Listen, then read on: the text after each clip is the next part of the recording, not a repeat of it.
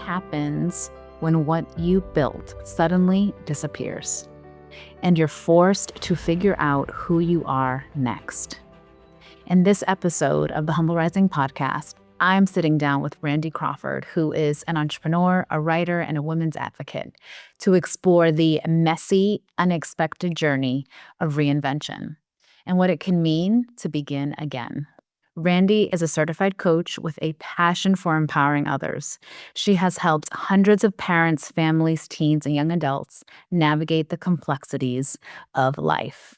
And prior to her coaching career, Randi co-founded Women First Healthcare, a pioneering company that reached over 10 million women with health solutions. She is now developing a unique parenting playbook, focusing on raising teens with confidence while minimizing overparenting. She is consistently quoted in major media outlets and frequently appears on podcasts to share clear, relatable guidance. And in this conversation, Randi shares how she went from co-founding a healthcare company to becoming an unexpected stay-at-home mom overnight after a major industry shift shut the business down. Years later, facing another turning point as her kids grew older, she found herself asking a question many women quietly wrestle with: what now? What started as a simple search for something fun led Randi to an unlikely place, working retail at Anthropologie. But what she discovered there wasn't just a job. It was a powerful reminder of the joy that comes from connecting with other people, with women, helping them feel seen, confident, and comfortable in their own skin. This episode is a refreshing reminder that reinvention and beginning again doesn't always come from a perfectly planned career move. Sometimes it starts with curiosity, humility, and the willingness to try something new. Here is my conversation with Randi. Randi, I'm so excited you are here. I'm excited you're here on the podcast. I think people are in for a real treat with you. Well, thank you. And thank you so much for having me. I cannot wait to have this conversation. So Randi, let's start with kind of how did you start doing what you're doing? What's your background? What's your story? Give it to us. Okay. Now you can stop me whenever you want because I can go on and on. Stop. Years ago, back in the day, I ran and co-founded a public healthcare company for menopausal women. And I'm like a very all or nothing person. So this was my world for years and years. Now, a study that came out that 22 years later recently was just revoked actually put our company out of business when my kids were around 2.5 and 4.5. So I become this stay-at-home mom almost overnight, and I'm a very energetic person. It's just in my nature. And so I loved being a stay-at-home mom. I did not want to take on any other, 24/7 jobs because that was my baby. However, as the years went on, I would write for local papers, like Rant with Randi, articles for women. And I always kept my foot in the water somehow. And again, as I tell people, when your kids are growing up and they're very, very busy, you just start to live your life checking boxes. And so, you're just going through the motions and you rarely stop to smell the roses and see what's going on and come together. So when my kids were in middle school and entering high school, I was like, you know what? I see the writing on the wall here and I need to get myself together. I can't just be home, not contributing. And around this time, my husband said to me, why don't you just find something really fun?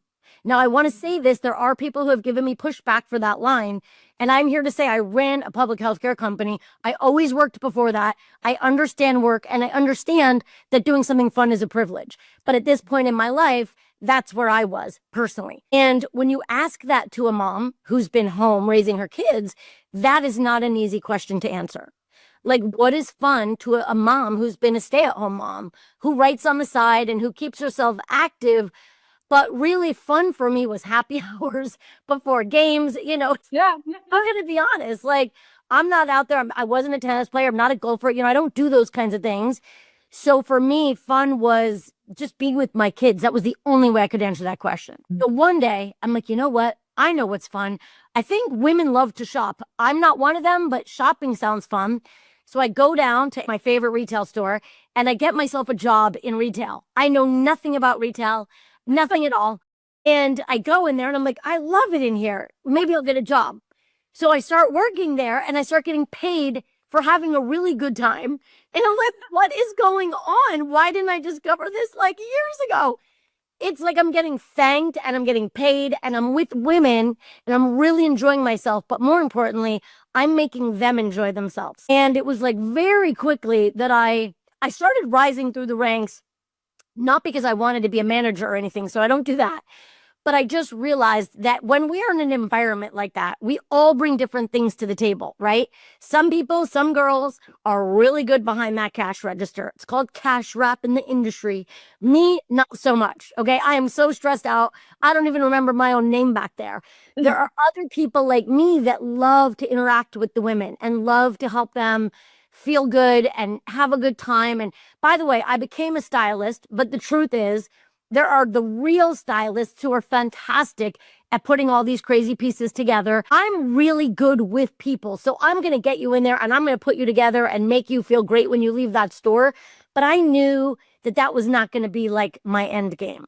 So after being there and really realizing, again, my other company was for women and now I'm with women. This is something that I enjoy.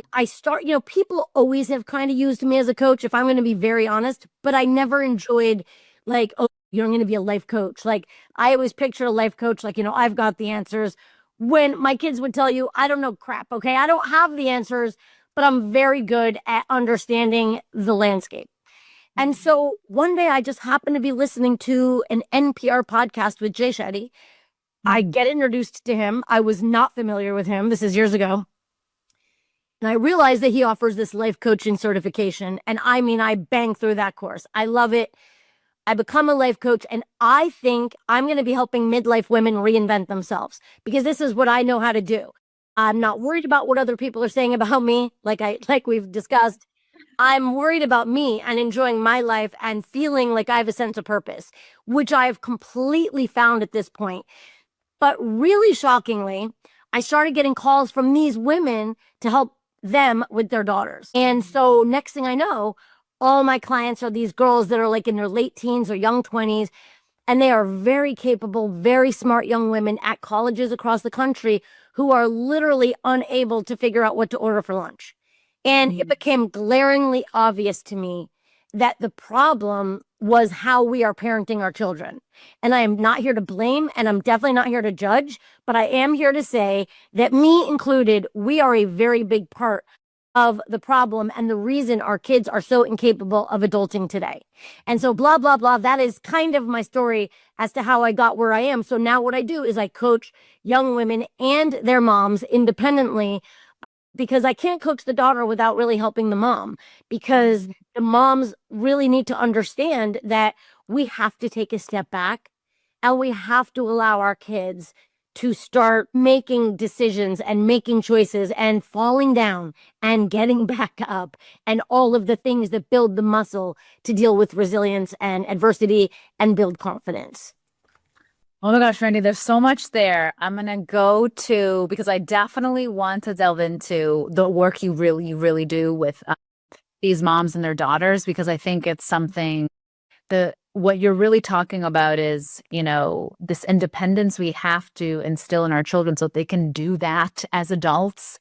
And so I want to delve into that for a while. I'm going to go a little bit further back. I want to talk about this, what you said about like your own identity shift of you feel like you have a sense of purpose, you feel like you figured that out, and you started with like what would be fun for you. And I love that you acknowledge, like, of course it's a privilege that you were able to do that, to like start anthropology and you realize that's what you wanted to do. And I'm wondering if when you started coaching women, I know the kind of women and girls that you coach now, but when you started coaching women and you were asking them this question of like, well, what do you want to do for fun? Like, is there something fun you want to do? I'm wondering from your experience, because a lot of listeners may be in their 30s, 40s, 50s, right? And they're busy. Maybe they're working outside the home and their home, or they're like stay-at-home moms, or they're doing all kinds of things.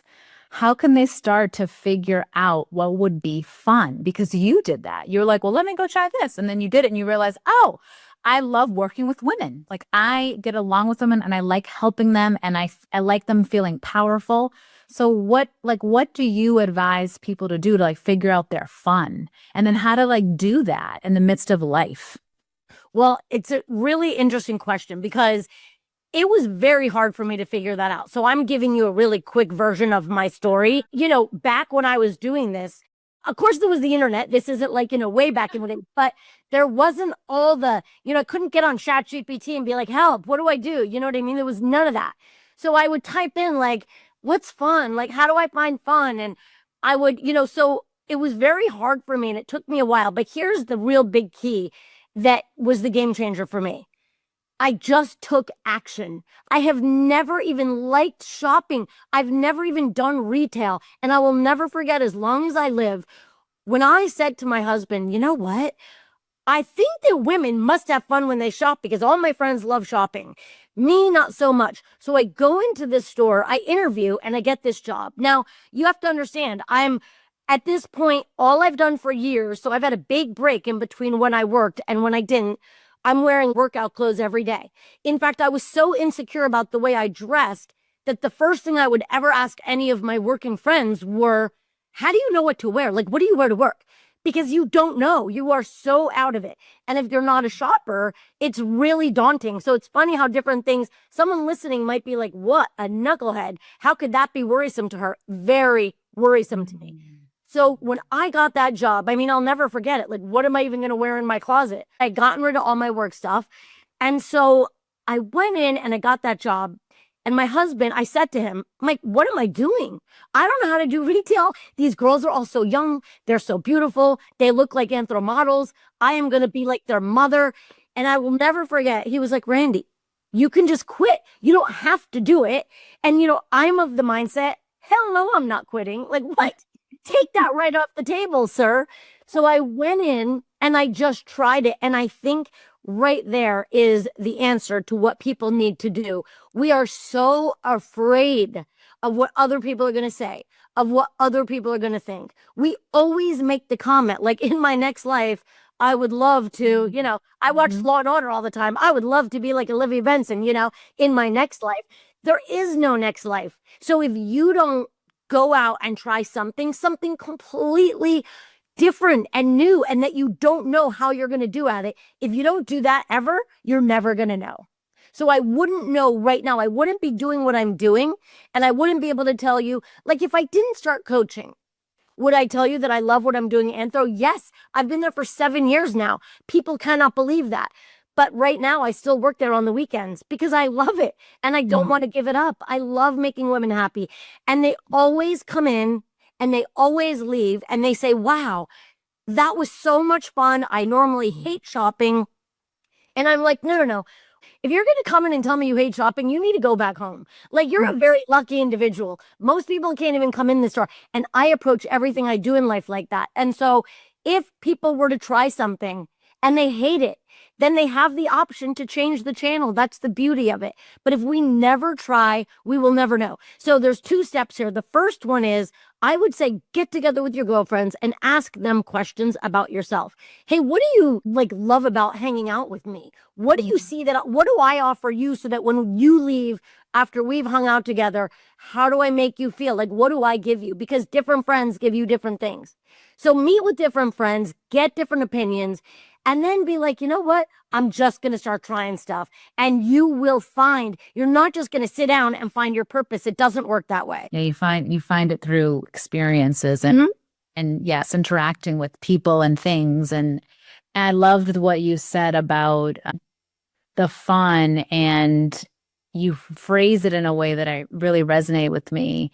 It can't be about the outcome. It can't be about you wanting a certain outcome. It's just that you may like to do it. It may do something for you, that it's not about achieving something at the end.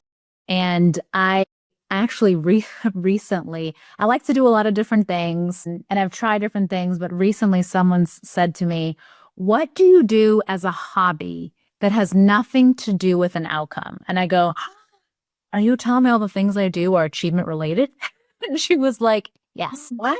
She's like, even your workouts, like, can you go to a hot power yoga class and just be in child's pose? And I was like, I can't because I have to do the thing and I have to do all the things and I have to achieve, I have to do well. And she's like, yeah, no, like even if you, because I like to draw and I like to sing and I like to do all those things.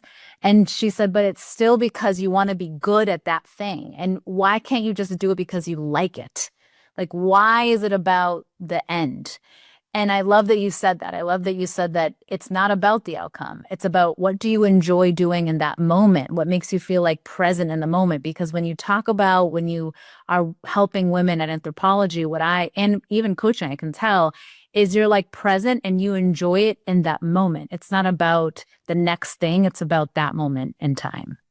Well, what's interesting about what you just said, so I'll give you some of this is really strange story, but because we're talking about what I'm doing. So I've also written a book, but it's From the Cup to the Lip is a very long time, as I'm sure you know. So it's called the Pickleball Parenting Playbook. And why I've written this and used pickleball is because I started playing a couple years ago and I fell in love with it. I mean, obsessively in love with it. Wait, Randi, can you please wait, let's do this for a second. What is the big deal with pickleball? Why do people love it? Like, why has it blown up so much? I'm going to tell you why. And I'm going to tell you why it's so important in my coaching. And it's, you know how like we use metaphors? I have to dial directly in with pickleball because here's the deal. And I don't want to be one of those annoying people that's like, oh, pickleball. It's not about that. What I learned with this sport is this. My husband has always been very good at tennis, like very, very good. He taught when he was younger, the whole thing. Okay. So when he got older, he would play in all these tournaments and everything. I could never get on a tennis court with my husband in a million years because the gap of our experiences is vast and wide. And so it's not like we could say, oh, let's go find another couple and play tennis on the weekend. It would never happen. So again, when it comes to like, what does Randi enjoy doing? Well, pickleball wasn't a thing when my kids were growing up. And if it was, I had never heard of it. So I was introduced to it a couple of years ago, and I'll never forget this. I kept hearing about it. So I said to my kids for one Mother's Day, hey, you guys, and you know, when you have kids and they always fight, like there's no fun family activity. It's called forced family fun, right? Forced family fun sucks and we all know it and everyone's complaining and can't wait till it's over. But Mother's Day, everybody gives in. So it's a couple years ago and I'm like, we're going to go to this Bobby Riggs and we're going to rent paddles and we're going to play this game. And I will never forget this till the day I die. My 4 of us go out there, son and daughter. Maybe they're like in high school or maybe one's in college. I can't remember. And we literally laugh for 1 straight hour. We are like, no one is, and you know, I have all athletes in my family. And so, you know, my son would normally be like yelling at my daughter and there was none of that. We literally get out there and we laugh for an hour. And I'm like, okay, what just happened? Like, am I on Candid Camera? There's just no way. Nobody was fighting. We had so much fun. So I call these girlfriends. I'm like, guys, like, tomorrow, we're going to go back to these courts and we got to play this game, pickleball. I'm telling you, it's the funnest thing ever. And so we go out and play. And what started happening was we would meet a couple times a week. You're in the sun, you're outside, you're getting exercise, and you are laughing for an hour. Now, like with anything else, does it start getting competitive? Yes. Does some people start taking it a little too seriously? Yes. Are they the weirdos? Yes. You know what I mean? So I'm just putting it out there and those pickleball people can hate me. There are the people that take themselves way too seriously. It is pickleball. And so it's very, very fun. All ages can do it. All levels can do it. So back to me and my husband, when I started playing, I said to him, hey, and he hadn't played tennis in a while now. Hey, do you want to play this pickleball game with me? And he would go out there. No, of course, he's very good because he's just good at the whole, you know, ping pong and all of it. But my husband and I could go out and go to these things called open play on a weekend and play with strangers, hop into games, and just have so much fun. And like, what just happened? We just got to play together. And so it's so unusual to be able to do that. Now, why I'm going to get serious and say this is so important is because there are so many lonely people in the world. And those statistics we don't need to get into because I hate talking about stats. But loneliness is an epidemic. for younger people and for older people. And there are so many young people that come out to these open plays. So I'm in my late 50s. There are kids in their young 20s that I play against, and they have just as much fun with me as I do with them. And so it brings people together, and you don't have to know a big squad. You don't have to go with the wingman. You can literally show up to the courts, and I have seen transformation in young people with this sport that I've never seen before, where they had no confidence. They were going to see their psychiatrist all the time. They were trying to just figure out who they were, and nothing was helping. And then they started playing pickleball, and then they started getting better. So when you're good, the good groups start asking you. And I can't tell you what that does to someone's confidence that mom and dad can't give you. They got from becoming, mastering a skill. And so yes, it can be very annoying with the people that are annoying about it. But yes, it's a beautiful sport that brings community together and lets you laugh and gives you exercise. It really does all the things. I'm just going to say that. But Randi, how does it, okay, so if, and I think this is for people listening, because my genuine question is, wait, so what makes pickleball so fun? Like, why can't I just go do tennis? Why wouldn't that be fun to learn? Because I'm going to tell you exactly why. Because if you're like me or like any normal aging person, you've got all these body parts that are like falling apart. Your rotator cuffs hurt, your knees hurt, whatever, your hamstring, you pulled a hamstring at your core power yoga. I don't care what it is. But so tennis, you're having to I can't even lift my damn arm. You're having to do. You don't do pickleball? I thought pickleball sling live. No, it's not like tennis. It's a smaller court. It's like, you know what it's like? It's like playing ping pong on steroids. So you know how ping pong is really fun? You're with a little paddle. The court is smaller, but there's a lot of stuff. There's a lot of finesse to being really good at it. And I mean, it's really funny. My son, who was very good athlete in high school. I'll never forget when I brought him out to play a couple summers ago, and with all the girls my age, and he's like, Mom, I'm going to smoke everyone. And I'm like, Griffin, I know, but just come out here with us. Let me be very clear. The first couple of games we played, we got smoked. And he's like, but women in their 70s. And he's like, what is going on? And I'm like, yeah, exactly, son. Like, you have to do certain things. Like, you have to serve it and run to the net and blah, blah, blah. Now, of course, now he will go out there and smoke any of my friends, with his, not really. I mean, he's good, but they're good too. But it's like, what is a 23-year-old doing playing pickleball with 50, 60, and 70-year-olds? It's just that cool that so many different generations can play it. And tennis is a much harder game. You have to, I mean, really, it's much, much harder for people that don't know how to do it, where anyone can pick up a pickleball paddle and within, a couple of games, learn the basics. Now, you're not going to be playing with the really good players, but you can be out there on that court, where you can't do that in tennis. Yeah. Okay. Now I am clear. Thanks, Randi. Now I'm clear. I like that too. You're talking about connection, right? Like it's fun, but it's also building relationships, and that will help with people's loneliness and to just do something that's just fun and gets your endorphins going and your adrenaline going. But what I was going to tell you is why I started that is because what happened to me is literally 6 months ago in September, because I am so freaking active. I guess that's what I heard when I went to the hospital. I got what's called stenosis, and my neck was squishing down on my nerve so badly down my arm. My fingers are still numb. I couldn't move off my couch for 2 months. So forget pickleball. I was just like literally unable to move. So November, I had this whole spine surgery. I have a really pretty scar on my neck. And it's a funny story, but just Monday was my first time back on the pickleball court. And here's what I'm going to say about it. It gives you a different perspective. So where you're saying everything you do is for competition, and like you're at yoga and you want to do the best pose and whatever. I was out on the pickleball court, and can I just tell you the joy that I had in just being with my girlfriends, being in the sun, literally laughing my butt off for 2 straight hours. Now, I was technically told I shouldn't even be out there yet, but it's been 6 months and I'm done listening. I'm done. Like, I have to be out there. So instead of playing 5 days a week, I'll go out 2 days a week until I really, work my way into it. But there is something when you get perspective like that, because that's my point. You can get so obsessive about things and be like, oh my God, it rained. I haven't played pickleball since Saturday. Calm down, ladies. Remember why you're doing it. You're doing it for fun. And now my perspective is so great. I am happy to be out there 2 days a week, 3 days a week. I can't tell you how important it is to be around our friends. It's like I was literally going into depression in the fall. It was the worst time of my life. No, I wasn't around friends. I wasn't being active. I can't imagine nothing worse for me. And so when you get perspective and you remember your why, it will literally change everything. Yeah. You were when you're talking about these women, these relationships you've built with these women, I'm wondering for you, Randy, when women come to you with like, Randy, hey, I need some support here, what are the main issues they're coming to you with? Right. So if it's with their daughters, like what specifically are these like recurring challenges that you're seeing and helping them with? Well, okay, so there's two ways to answer that question because a lot of the things that we talk about are issues with their relationships with their husbands at this point because there's so many women, so many marriages that go into flux when their kids are grown and flown, so to speak.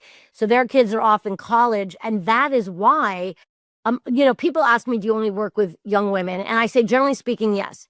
And generally speaking, I don't talk about the men because dad has never called me to say, will you coach my child? Right. It's always a mom. But the mom that calls me will call me and have a very different idea of what her daughter's issues are. So, for instance, she'll call me and be like, Randy, my daughter's so upset about blah, blah, blah. And I'd love you to work with her. And I'll say, listen, let me get on the phone on a Zoom with her. And if she wants to work with me, great. And if she doesn't, I understand. We need to click. And then her daughter will get on a Zoom with me. And her issues are completely different, like 180 degrees different than what her mom thinks that her issues are. Because our kids don't want to necessarily tell us what's going on because they don't want their parents to feel guilty or they don't want their parents to know about these issues. So when I work with the parent, it's generally speaking, we will start out talking about, like having like letting go and stepping back from making so many decisions for their kids. So the things that the moms struggle with are they want to just jump in and get into their relationships and get into their issues with their professors and get into their friend group drama. Then once we start to realize and work on that's not your lane, you should not be doing that. She's in college, she can be doing that. Then we get into her issues, and a lot of those issues are having to deal with her relationship and like, wait a minute, who's my husband? Why am I not interested in, or why is he not interested in? And it's all of that kind of stuff because we really do grow apart because we are so busy just checking things off of lists. That is why whenever anybody asks me questions about families, I'm like, listen, the number one thing we can do as a family, whether you work outside of the home or inside of the home, is keep consistent family time every week, at least once a week, no matter how hard it is with the sports schedules and with the work schedules. Please try and schedule a family dinner because that is where we instill family values. That is where we come together. That is where we connect because we have to connect. And right now we are so disconnected with schedules and sports and life and social media and phones and everything else. No phones at the dinner. Like just once a week is all that I ask. I know it sounds so simple, but it's not. And a lot of people are not doing it. And that is how we stay grounded as a family. Yeah, I do. If we do dinner every Friday night, we go to the same restaurant. The kids love it. I'm not a fan of the restaurant, but they like it and they get excited about it. And so they're 11, gonna be 9, but she's 8. They're 11, 8, and 5 right now. And all 3 of them are like, I want to go to so-and-so. I really like their pizza.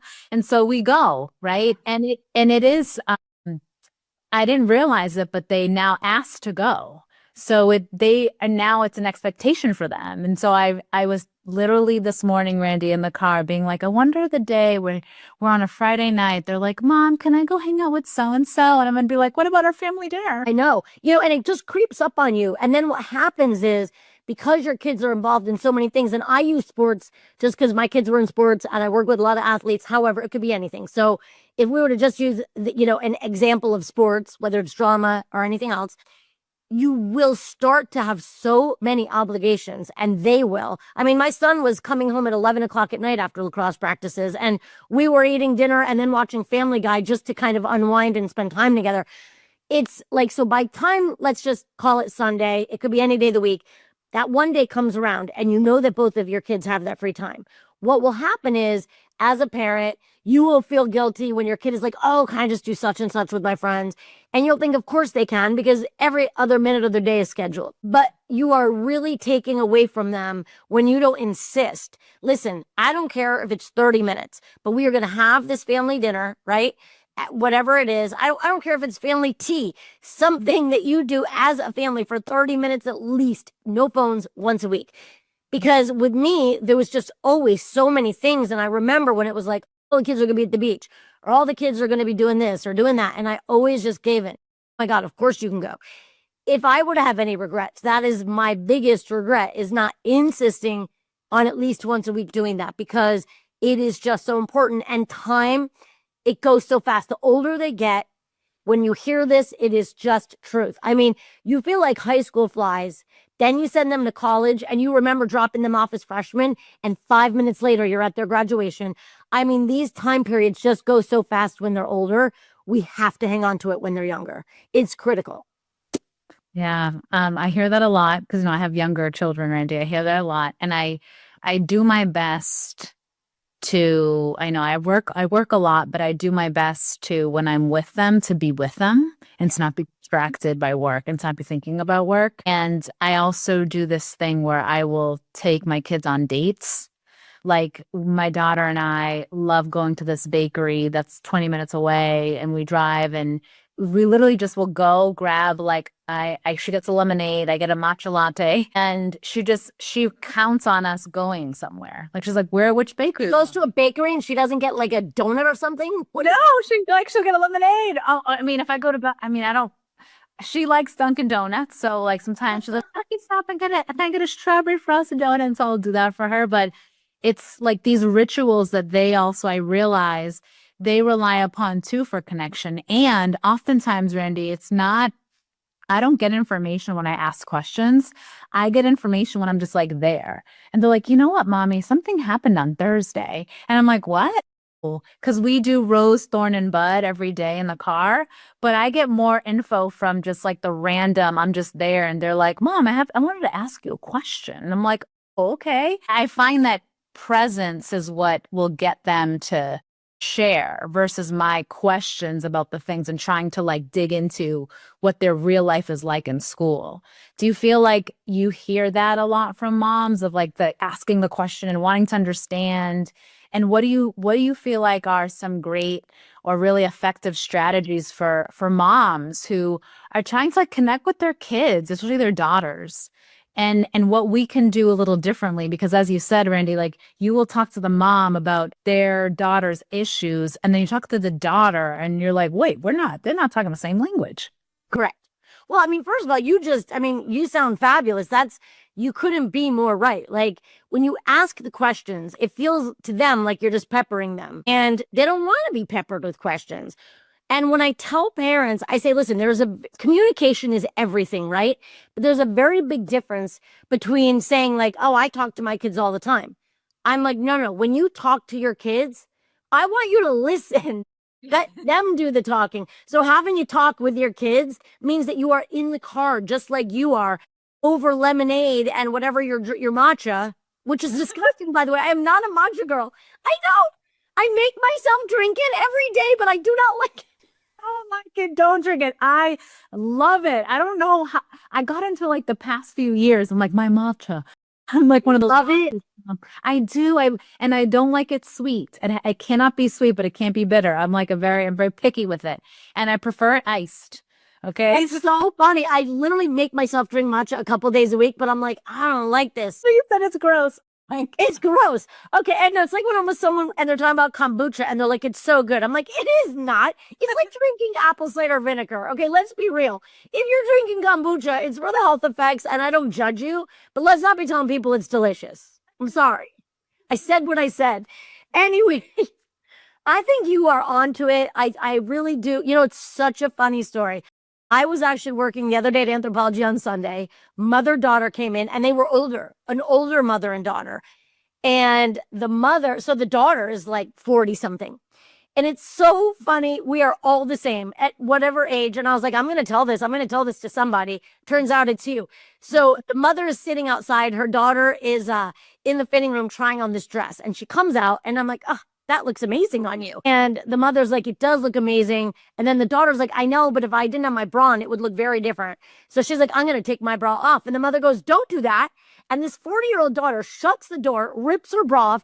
And I just looked at her mom and I go, are you kidding me? You knew what was going to happen when you told her not to take the bra off. And she did. And then the daughter opens the door and the dress still looks great. But it was so funny because no matter what age we are, if you tell them not to do something, of course they're going to do it. You know what I mean? And I thought that was just the best example. When you are listening and wanting to bond with your kids. So I use a lot of examples with pickleball metaphors. I actually talk about the kitchen because the kitchen is a big area in pickleball where you're not supposed to put your foot unless the ball bounces. I tell women metaphorically in the book, the kitchen is the zone where you want to be. You want to have an open door policy. You want your kids to be able to enter that kitchen and know that they can tell you anything without you judging them. And as a parent, I realize that that is hard. But listen, there is no parenting manual that is ever going to give us all the scenarios that we are going to encounter. Not one on planet Earth. So they're going to come in and tell us something. And I urge parents, before you react, I always say this, they call them first responders, not first reactors, right? For a reason. No matter what your kid tells you, do not react, no matter how outlandish it is. If anything, take a deep breath, say you need a timeout, but they need to know that they can come to you with anything and that you are going to be there. And then the next thing that we do is ask them, do you want my opinion and my help? Or do you just want to vent and do you want me to listen? That is how we bond with our kids, because our kids, they want to tell us stuff. They really do. But they know that we're going to jump in there because, see, we never just listen to listen. We listen with one ear and we want to fix it with the other. I mean, that's just what a mom does. It's our visceral reaction. Like our kid is coming to us telling us about a friend drama and we're already like, okay, I'm going to call her mom. That little, you know what? I'm going to call her right. How dare she? I just had her to my house. I just took her to do X, Y, and Z. And now she's doing this to my daughter. Don't do that. Don't be that mom. Listen to listen and then find out what they need from you. And that's a really hard thing to do. Yeah, I'm thinking of people who would ask the question, how do I make sure she knows she can come to me and that I won't judge her? Like, how do I do that? Like, how does she know that she can come to me? And that is how. So like, for instance, since my kids know that I do a lot of social media, my daughter's 25 and it's hilarious. Every time she tells me something, she'll be like, that is not for TikTok. And I said to her the other day, have I ever betrayed your trust? Have I ever posted? And she goes, no, because I have to tell you that every time. I would never. I'm like, I can't believe you. You know, I would never betray your trust. But it is interesting because once they build, first of all, trust is the only thing we can have with our children, right? Trust and connection. So they have to know. I mean, so many parents today, and I find it shocking. They go onto Facebook and they post, there's this huge group on there where there's hundreds of thousands of parents. It's a parent community, and they will post their kids' very personal, very private issues on there. Your kid needs to know you are not that mom and you're not going to do that. Ever. So they will start to build trust when they know that they've come to the metaphor kitchen or the actual kitchen or the car ride for the lemonade or whatever it is. They've come to you with things and you have not acted impulsively on the things that you have told them, that you have honestly listened to them and then given them what they've needed. So in the moment, if they say, Mom, I just need a vent. I just need to tell you about this friend drama because it's killing me and I don't know what to do. And then you ask them, do you want me to do anything? And they say, no, you do nothing. That's what you do. You just listen. And then they're going to keep coming to you because listen, our kids are smart. All of us moms talk. I mean, you get to pickleball and what do? You get there and you start sharing the good, the bad, and the ugly, but not about the private stuff, not about the stuff your kids have told you. Please don't mention this. So if you say to your friends, you know what, I'm going to tell this to you, but don't mention it to your kid. You know darn well they're going to mention it to their kid. And then the kid's going to mention it to your kid and it's going to get back. And now you've lost the trust with your kid. You cannot do that. If your kid asks for your trust, you give it to them. If they ask for your silence, you give it to them. And if you really need to, as the parent, vent and figure it out, that's when you get yourself a life coach or a mentor. But you cannot be popping off in the friend groups or on the text groups because you are violating your child's trust. You can't go to Facebook and post their issues. That's just not how it works. You have to let them know they can trust you. Yeah, as I think about, my daughter who's going to be 9, I think about when I was in middle school, and especially middle school. Middle school, I think, is a rough, like, just age bracket. And then high school, I think about the issues like I struggled with. Every girl doesn't struggle with the same exact issues, or maybe they do, Randy.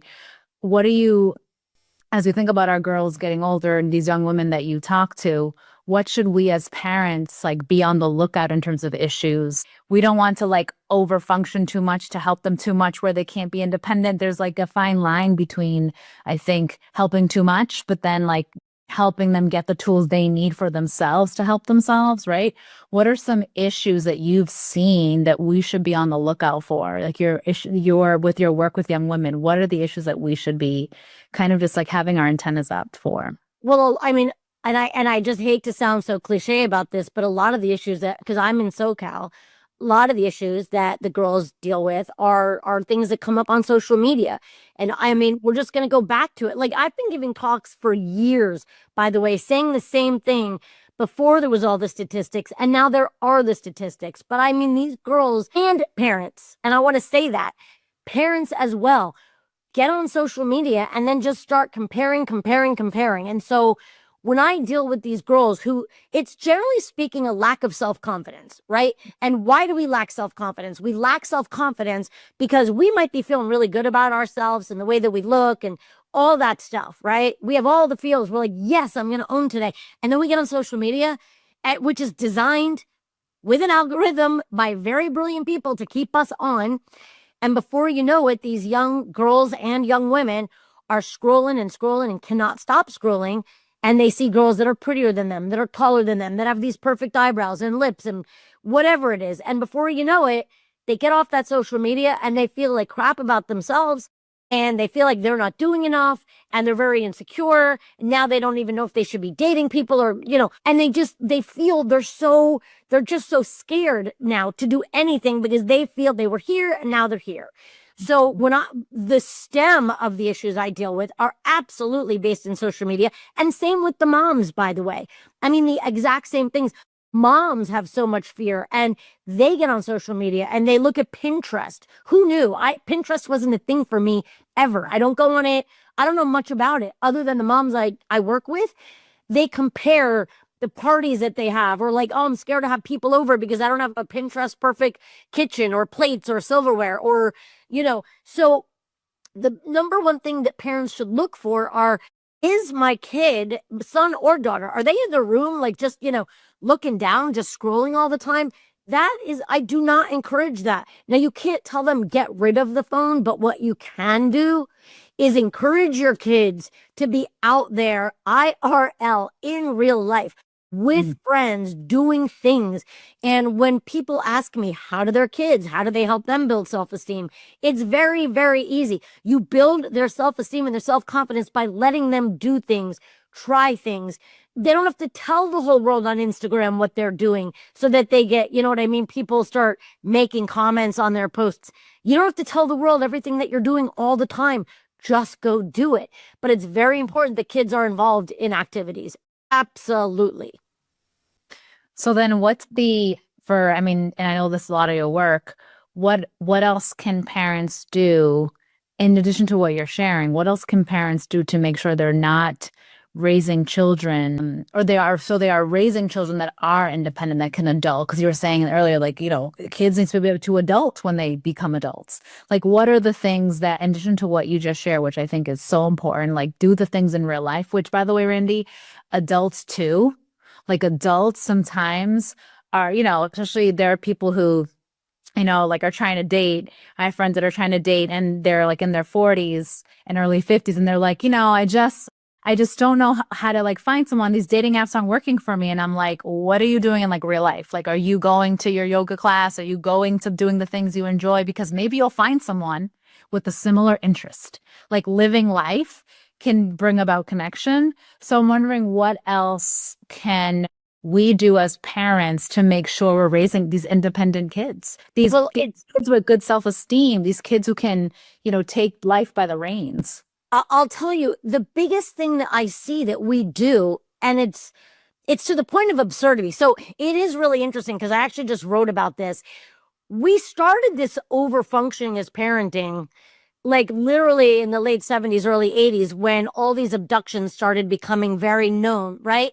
And all of a sudden, everything became like, if you're not protecting your kid or watching your kid, then you're a bad parent. So protecting your kid equals love. So people always ask, how did it start? And I've been doing so much research into this and writing about it. And so these messages started being given to women, right? Like love means protection. And if you're not protecting your kid, so then if you remember Leonore Skenazy, who wrote that article about the free range parenting, who let her 9-year-old go on a subway, and everyone was like, you are the worst parent in America. Now, for the record, would I have done that? Probably not. I'm not going to lie. However, was she the worst parent in America? No, but okay, now the messages started getting stronger. And as time went by, it went from that, like, loving your kids and protecting your kids to now we're going to so over involve ourselves and micromanage. We are involved in their relationships, which colleges they're going to go to, which sororities they're going to get into, who they're dating, what the relationships are like. So we've literally taken that love and turned it into, we're going to live your life for you. And I'm just saying, parents, the pendulum has swung way too far. We have to take a step back, a very serious step back. You cannot do all these things for your kids. So for me, it really starts when your kids are young. And here's how I look at it. When your kids are very young, lay out a couple of outfits. Let them choose what they're going to wear for the day. Don't worry about whether or not it matches. As they get older, start to let them make age-appropriate decisions, whatever those decisions look like in your family. Because what I'm telling you is that parents do not do that at all. So they make all the decisions. They decide which teams their kids are going to be on, which travel teams, which math class they want them to get into, which professors they want them to have. And we literally take all this agency away from our kids and then wonder why they get to college and they have no idea how to adult. Of course, they don't know how to adult because we do everything for them. So what parents need to do is take a humongous step back and let their kid ask themselves, is this like deleterious to their life? Can they get hurt? And if not, let your child do it and let them fall on their face and let them fail, let them lose. That is okay, because that right there is how your child is going to grow. Hey, Randi, let me give you an example that maybe other people will relate to, and you will too, I'm sure. I'm thinking of education and school and so my son is in 5th grade, he's the oldest, and how the way they learn math now is not the way I learned math, right? So they now learn math more creatively. I learned it through mostly memorization and just doing what I was told. And that's not how he learns math. But I can see how it's challenging for parents who didn't learn math the way that they're learning it because the teacher wants them to stick with their method, not our method. And so there are times where he needs help and I'm not learning their method. He needs help and I'll say, you're going to have to ask your teacher because I can't be helpful to you. And I can see, though, other parents being like, I'll learn it. I'll help you. Like, I'll do it. And I'm trying to teach him, not that I can't ever help you, but that, like, if you don't know how to do it, like, you can ask your teacher and figure this out. If you forget he plays the trumpet. If you forget your trumpet on Wednesdays for band, like, I'm not dropping it off. Like, if you didn't bring it, then next time maybe you'll remember to bring it because you remember how it felt to not have it on Wednesday when all of your other bandmates had their instrument. And so these little things, like, I'll be honest with you, Randi, when they happen, I feel bad. Like, I'm like, oh, that must suck. Like, I don't want to really, like, I'm trying to get him to be independent, but I also feel like he needs to learn to be resourceful. And then I'm like, wait, is that okay for like a 5th grader? Like, I think so. Like, when is the right time to start being resourceful? And when is it the right time to let them kind of make mistakes? And he makes mistakes all the time, which we all do. But I wonder, because some parents would be like, well, I don't care what's going to happen. My kid's going to finish all their homework. And I'm going to make sure they finish their homework. And I'm going to make sure I do it with them. So the teacher know, like, I'm not that parent, But I can see how it starts to get really competitive, like in high school, where it's like if your kid doesn't get these grades, you feel like, well, all the other parents are helping their kids, so I'm going to help my kid because why? That's unfair, right? So I'm just wondering what your thoughts are on that. Well, I love the story you're telling because I, I couldn't agree with the way that you do it anymore. And again, I know it is not easy. It is not easy. My kids went to a small little private Catholic school where those parents, trust me, like if there was a great project, I mean, you would have thought like that they hired like an actual architect and engineer to do these kids' projects. That was not me. In fact, if I was asked at 10 p.m. the night before to go to Target to get like the night before, it's not happening. But I will tell you, and I'll never forget this for as long as I live. My kid was in fifth grade. And in fifth grade, and such a good kid, all the things, right? Like I could be that mom that's like, oh my God, she's so perfect. She never left a report at home. And I will never forget this ever.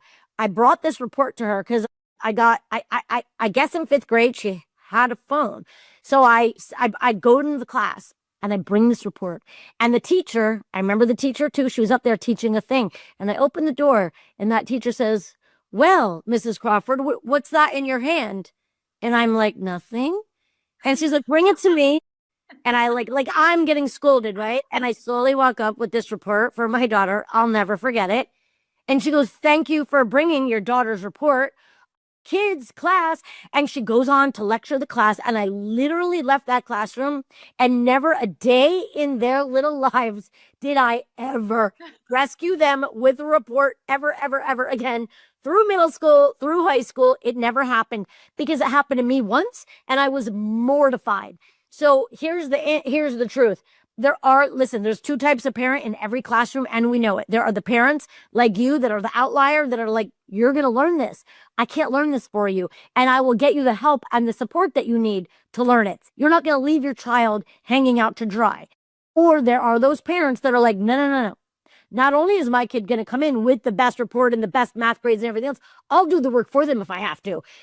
I would never encourage that because all you are doing, literally, is robbing your child. I wish parents would think about it like that.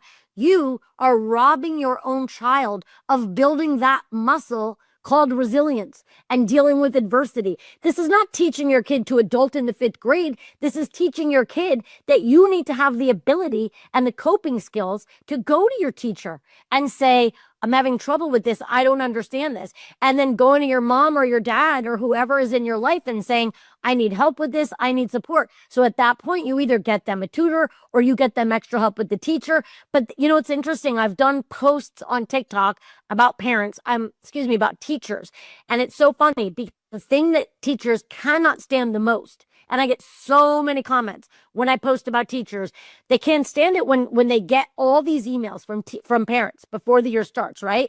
Like, I just want you to know about my kid. And the teacher is like, stop. Let me get to know your kid. I don't want to know you. Your kid is in my class. I want to know your kid.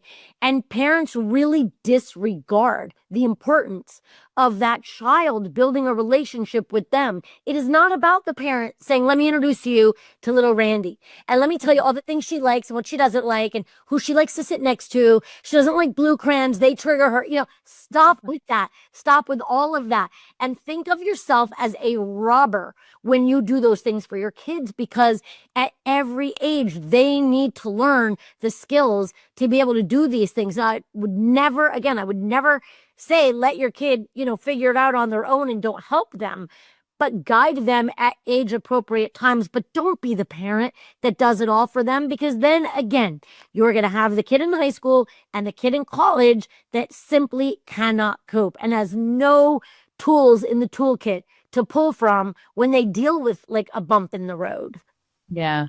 No, Randy, what you're saying is, I mean, we know the data, even on like college students, like mental health issues in college, and how college students like also, maybe they were, they had like the best grades when they were a senior graduate from high school, and then they get to college and it's like, everybody had the best grades. Oh my, everyone was great at the sport. Everyone did this great. And now I'm among that. And what does that mean about me? And then they've never learned that I got to see my life is over. Like, and I'm not diminishing that feeling. What I'm saying is that when we don't allow them to experience what it's like to not do well for a minute, like if they haven't experienced that, the worst place to experience it is in like college or beyond, where they feel like they're more alone, and they don't know how to like talk to themselves and say, you know what, like that sucked, and like I'm gonna do it differently next time. Okay, I've learned, right, that they can like pick themselves back up and they can learn something and move forward. I find that I've seen that in college kids, just this it's really hard for them to accept, like, hey, like you're not going to be the best at everything. Everything's not going to work in your favor all the time. Some things are gonna suck. And that's part of life, that things just suck and there are challenges. These are like inevitable things of life: grief, challenge, people let you down. Like, this is just part of it. And I do like agree with you so much. And I think my issue sometimes is maybe I tell my son, like, figure it out, maybe it's a little too much. And so he's like, no, mommy. He'll say, he's the kid who's like, no, mommy, I think I actually need your help. And I'm like, okay. Because I'm really trying to be intentional about it. But sometimes he's like, mommy, it's okay. I want you to talk to the teacher now because this is a problem. And I've tried talking to the teacher, and he'll tell me what he's trying. I'm like, okay, you've done your part. Exactly. But okay. And we're laughing about this, but I do want to say this, why it's so amazing what you're doing. And I do obviously hope that, I love that he just says to you, like, no, like now, like shit is real. Now we need to bring in some reinforcements, mother. But I will say, on a non-funny note, that I actually work with athletes in college who, like you said, were the hometown hero. And now they get to college and they're a D1 athlete and the whole thing, and they're the middle of the pack. And there's nothing funny about it. Like, their mental health is beyond suffering. They do not know how to cope with being average, middle of the pack, not played right away. Now they're realizing that, like, it's a sport, the sport is a job, and the being a student is a job, and they're losing their cookies. And it's really, and why don't they tell their parents? Because, their parents have done so much to get them there. They've paid for the extra coaching and the nutrition and the speed and agility and all the things. And now they're there, but they're like, wait, is this what I want? I'm not even good enough. And it's frightening because their mental health is suffering greatly because they don't know who to turn to. They don't want to be that kid with the mental health issues. So as much as we talk about it and we say it's normalized, I'm here to tell you, no. If they still don't want to be that kid that might not get played or whatever because they're having issues, but that's why. So if we were to like lighten this again, going back to your kid in the 5th grade, it's really important that that 5th grader knows you can go to your teacher, you can ask for help, like use your words, right? Let people know, because when parents have come in and fixed it their entire lives, they don't know how to do that in college, and they are terrified. It's literally terrifying. Yeah. Yeah. Randi, before we wrap up, I have a few questions, but what kind of most important piece of advice would you give moms raising girls or boys today? Like, what do you feel like is the most important thing we need to remember and keep in mind as we raise these little beautiful monsters?